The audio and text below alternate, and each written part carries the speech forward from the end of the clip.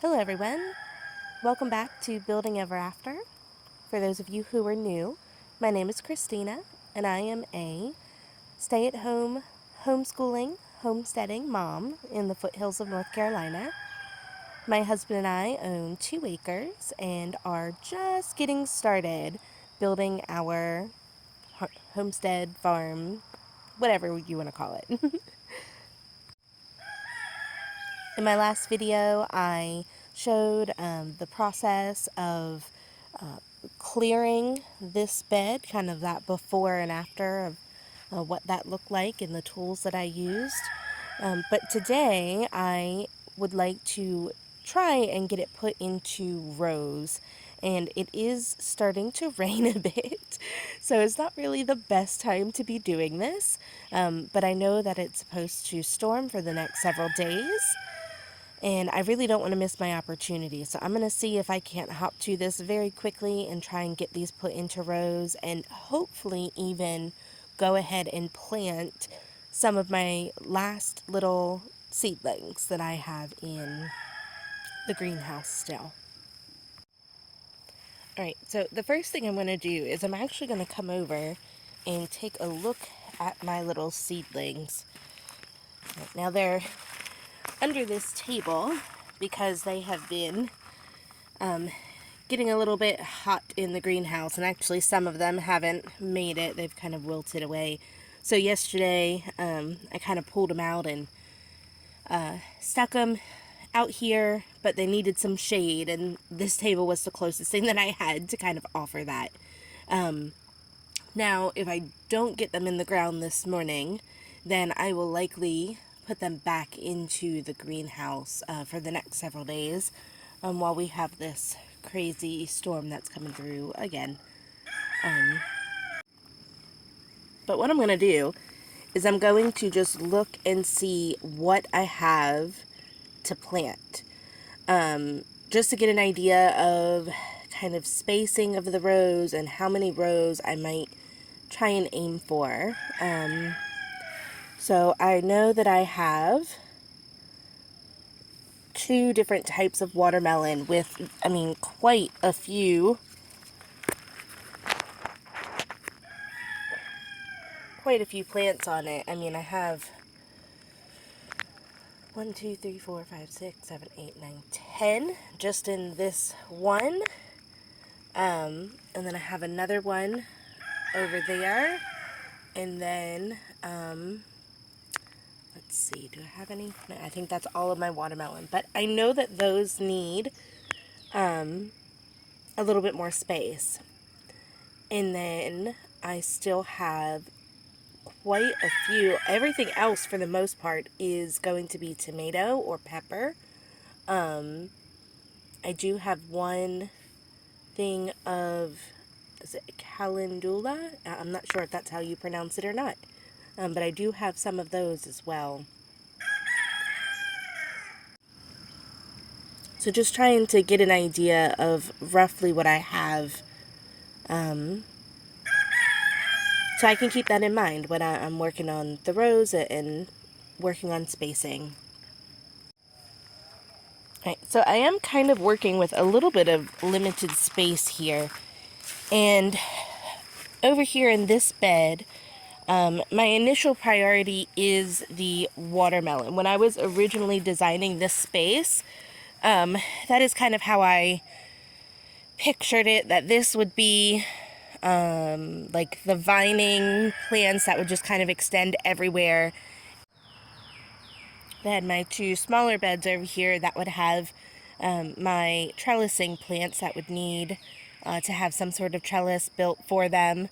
And then kind of around those, I didn't really expect to have anything else, really. But around those, as the plants grew and as I kept impulse buying more seed packets, just kind of sticking everything else wherever there was space for them. So I think that's what I'm going to do, is try and keep that original plan in mind and prioritize the rows for the watermelons first. And then once I see what space is left after that, I will kind of see what else I can put in there, which has kind of just been the general theme for the whole garden so far. So, okay, I'm gonna get started on that then. All right, so the rain actually kind of paused there for a few minutes, just long enough for me to get this done, which I am very thankful for, but now it is picking up very, very quickly, so I guess I'm probably gonna head in. But I just wanted to kind of show this. I hope you can see that in the camera here. I wound up with 3 rows. Now I know that this still is not enough space. I do recognize that most people seem to suggest much farther apart than this. But you know, we're kind of working with what we have, and I would like to give the little disclaimer here that this is not an optimal garden. It seems like everything on YouTube that has to do with gardening and farming and is the optimal way, right? Which I completely appreciate, because most of the time that's what we're looking for, right?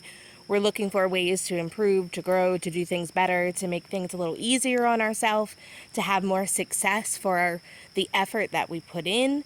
And so I am all for optimal gardening, but I am not there yet. And I do not feel like our desire for optimal gardening should keep us from doing it at all. I know that I am putting in all this work and nothing could grow.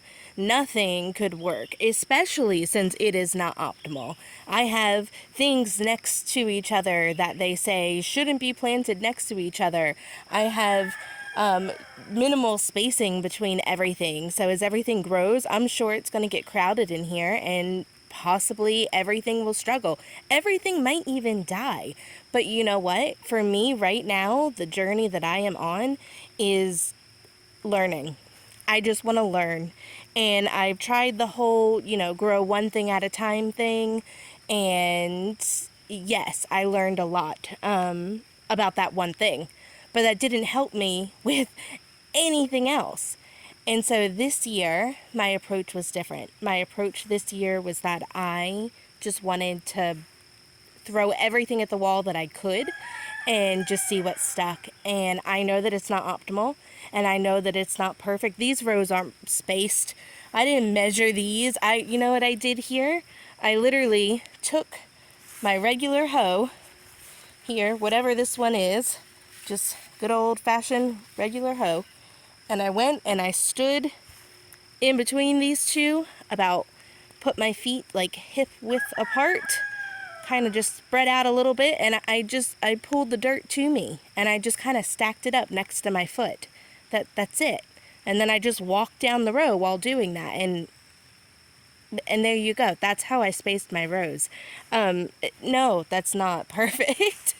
Yes, they're messy. Yes, I see that there's a couple of spots that still have some, weeds and things that need to get put up. And even within the row, it's rocky. There's just a lot of kind of clay clumps and small rocks. But then there's also really good topsoil in that, and and then there's some grass and some clippings, and I did actively try to get any up that I saw had like roots attached to them. I tried to, any greenery that I left in there was greenery that was just like a blade of grass, but I'm sure stuff's gonna come up. I mean, hello, like it's not a perfect situation, but I'm out here doing it, which is amazing, and I am learning so much. And that's what I'm here for. That's what I'm here for. Optimal gardening, I cannot wait for. I cannot wait for the day that I can actually say, hey, this is what you should do, and feel secure in the advice that I am giving.